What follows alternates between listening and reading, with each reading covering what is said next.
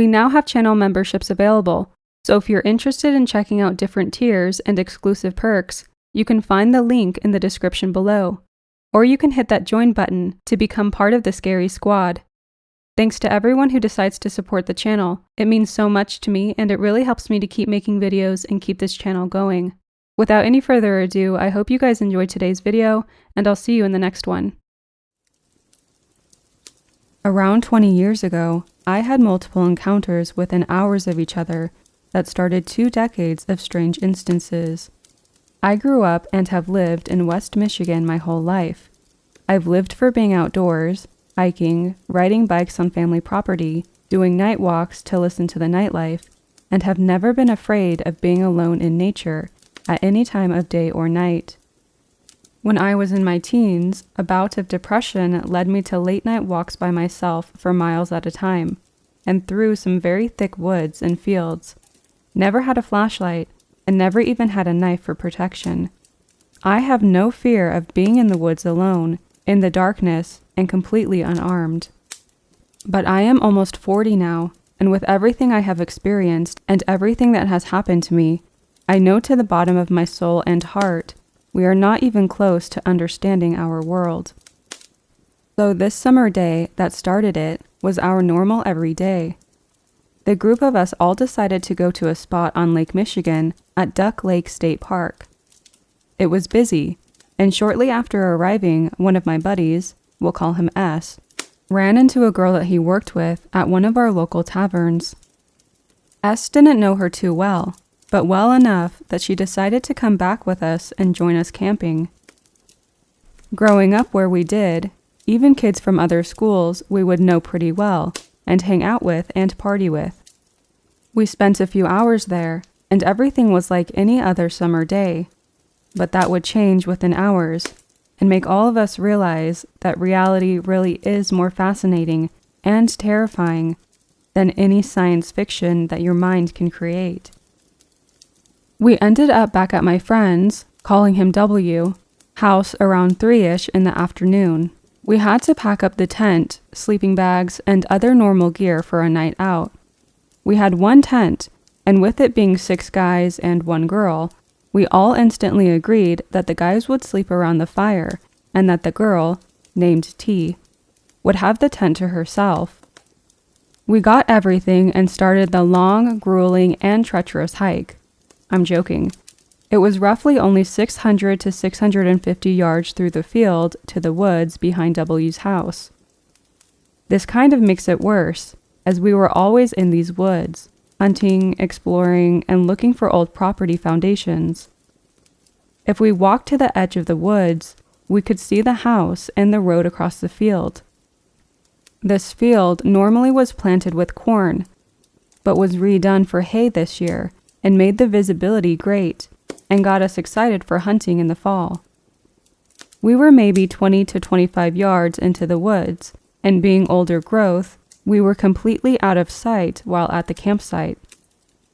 We started the fire around 8, and we all sat around it talking and joking like we would any other time that we were all together.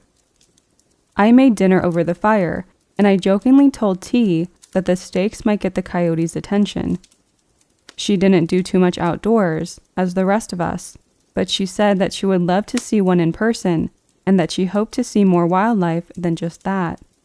Well, she would get her wish, and so much more than any of us could have ever expected. As the night moved in, and the summer weather couldn't be better, we heard the deer start moving through the woods, keeping their distance. The coyotes were howling, and we could estimate they were a mile or so away, most likely at the farmer down the road's place. T had moved her seat into the opening of the tent, trying to keep the mosquitoes away, because for some reason the bug spray was not working on her, and we all were about to lay down. One by one, leaving myself and T still up. Everyone laid down and got settled into their sleeping bags. All of the guys were laid out in a circle around the fire, like the numbers of a clock. We had only the knives for cooking and our personal pocket knives. My brother, calling him X, always has been a knife fanatic, so he had a couple on him, but none bigger than a medium-sized Bowie. This is where it all starts, and where my time in the woods changes. He and myself decided that we would join the rest and lay down for the night. She asked if I would need help in the morning going back to the house to grab the stuff for breakfast, and I declined the help, as it wasn't much I left, and I knew she would appreciate the extra sleep as she had work the next night.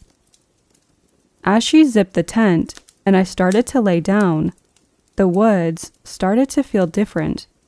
They felt heavy, confining, dark, and almost unwelcoming. As my head was just getting to my pillow, the brightest light I have ever seen shone right down on top of our spot. It was even brighter than looking directly at the sun, and there was a heat that was projected with it. We were all up and trying to understand what was going on. T was the only one not out and looking to see what was going on. She thought we were all messing with her until she heard us all basically wigging out for a minute. Just as she was unzipping the tent, the light started to move away and to the south. There was no noise and no other lights we could make out.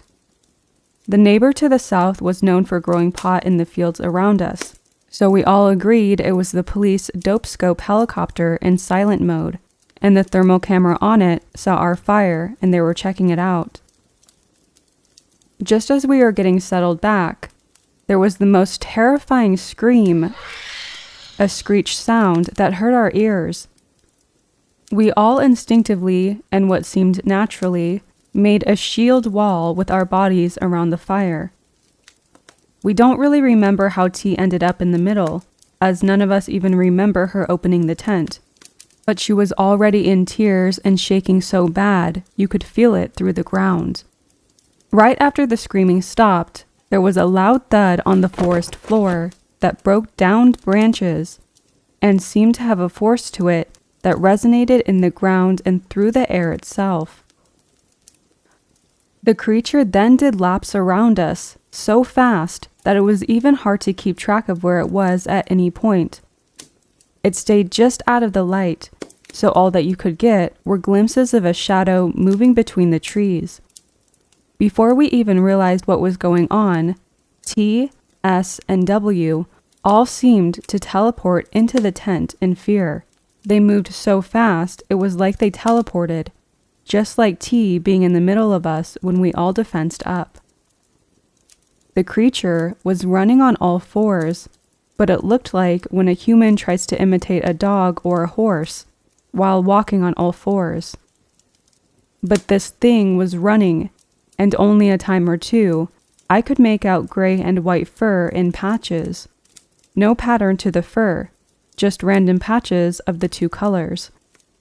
When it stopped moving, it was dead silent, but none of us could pinpoint where it stopped.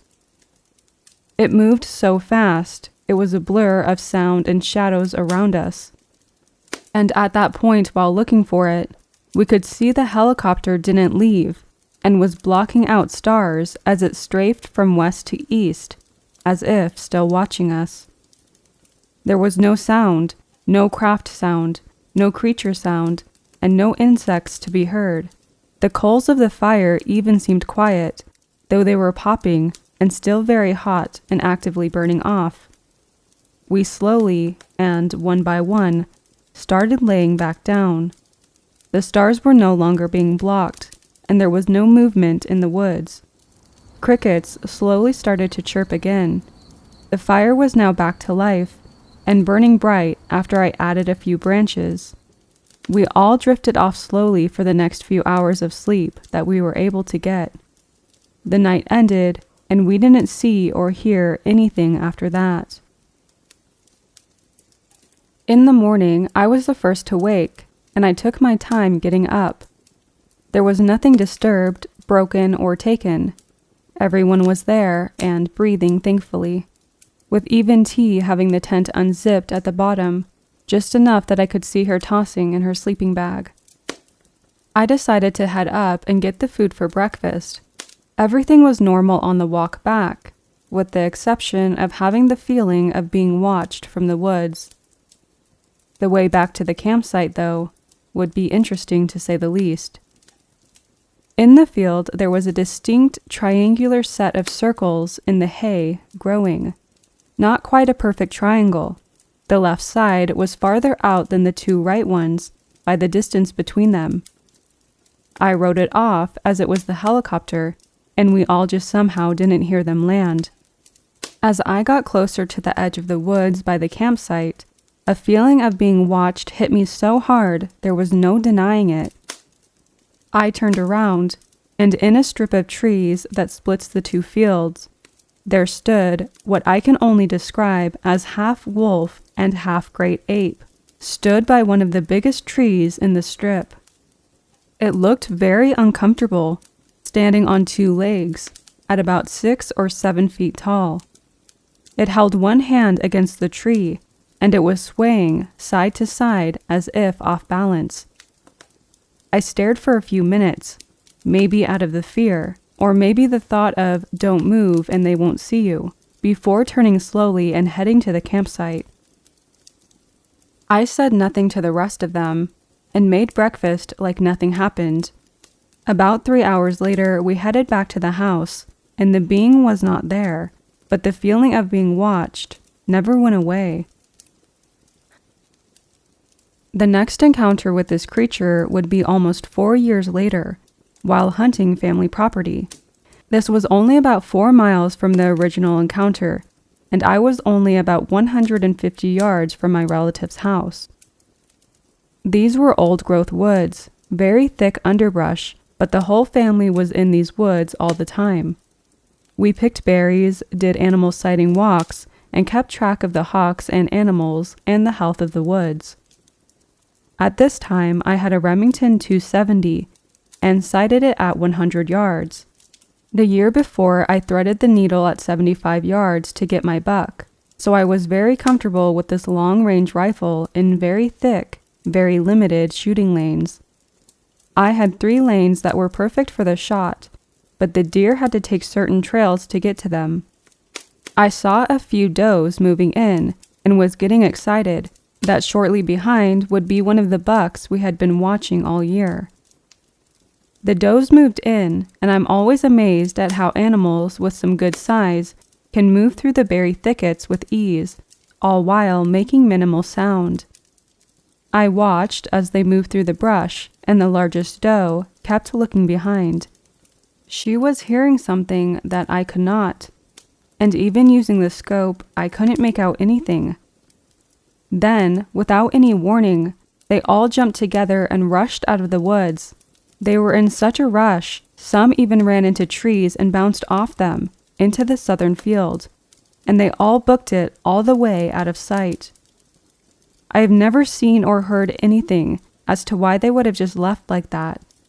Then, I did see why. A gray and white furred creature on all fours slowly comes into sight.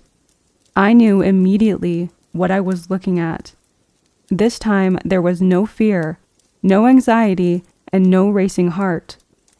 I was completely calm, and as it moved, I felt that it knew that I was there, but it didn't care. It lunged across my shooting lanes like it knew I was armed.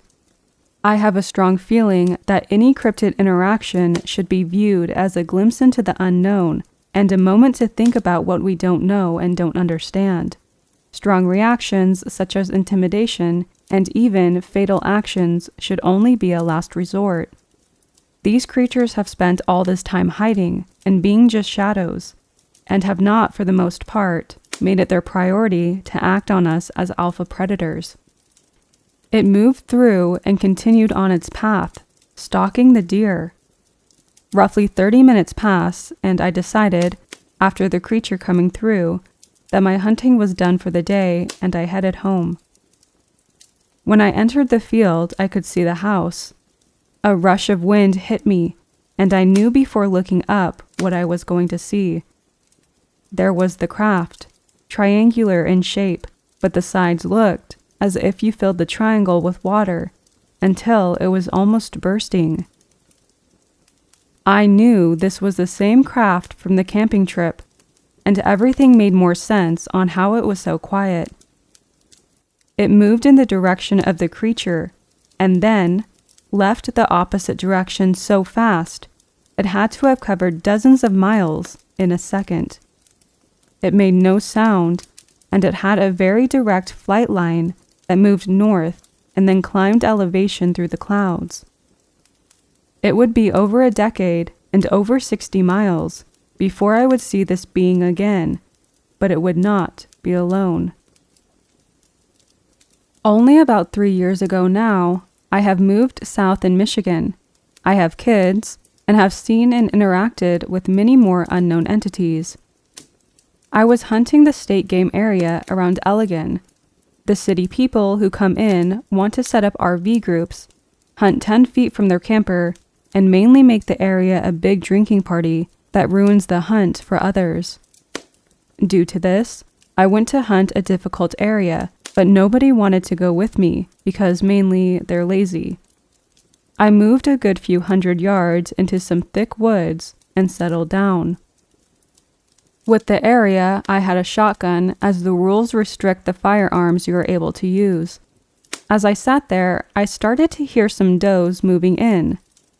The sun was just up and able to break into the thick woods, and you could see as far as the trees would allow. The area I was in has been known for some unsettling interactions with the unknown and the weird.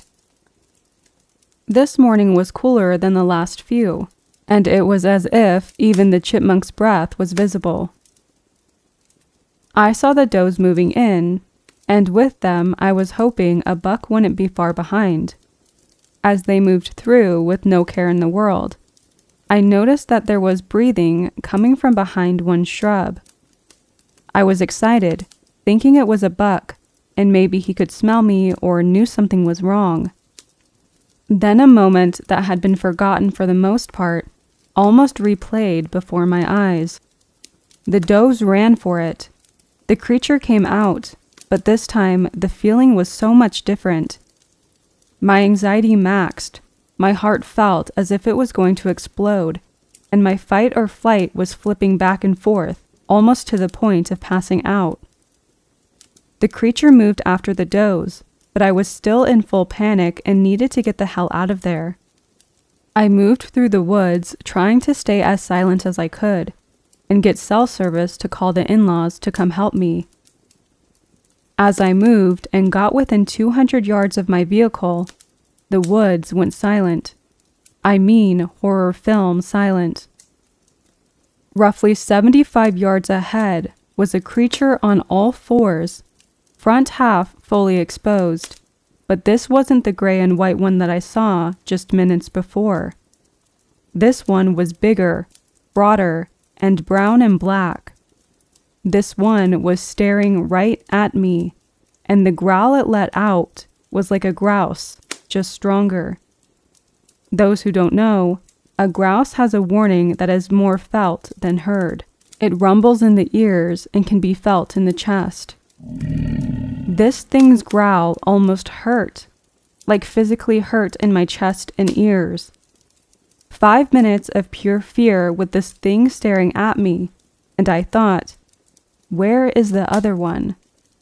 Where is the gray beast? And was it stalking me from behind? Then my saving grace moment. A huge gust of wind raced through the woods, and the creatures ran like its life depended on it. I had almost a wash of comfort, of warmth or relief as the creatures fled. As I leaned against a tree in relief, I felt I needed to look up. I knew what I was about to see, but I was wrong.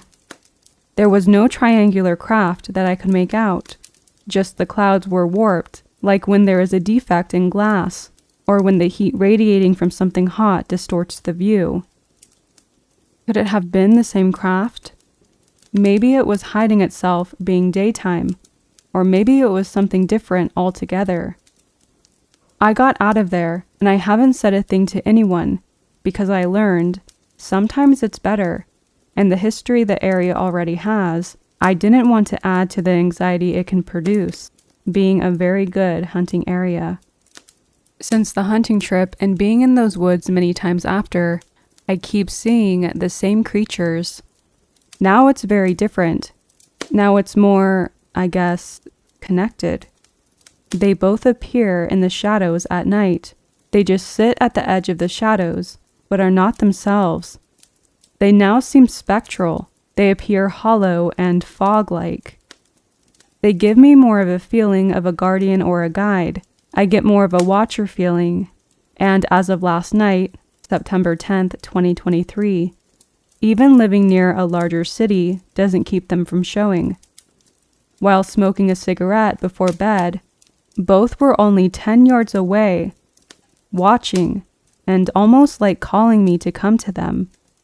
They only show up randomly, and the weather, humidity, moon phase, nothing seems to be attached to their visits.